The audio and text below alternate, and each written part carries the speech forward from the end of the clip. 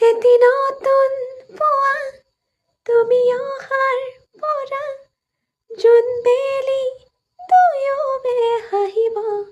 ধৰিছে পোহৰ আহিছে বুলি শুলো মই সেৰেকি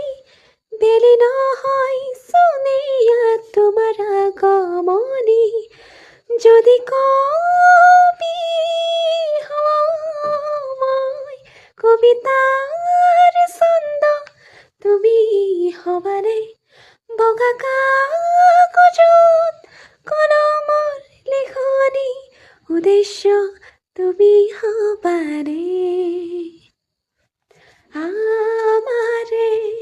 কাহিনীৰ কথা পৃথিৱীয়ে সুধিব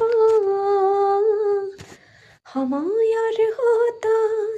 মানুহৰ মুখত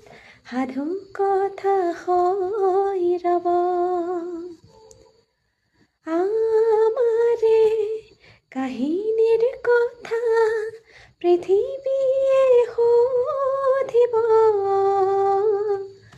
সময়ৰ সোঁতত মানুহৰ মুখত সাধু কথা হৈ ৰব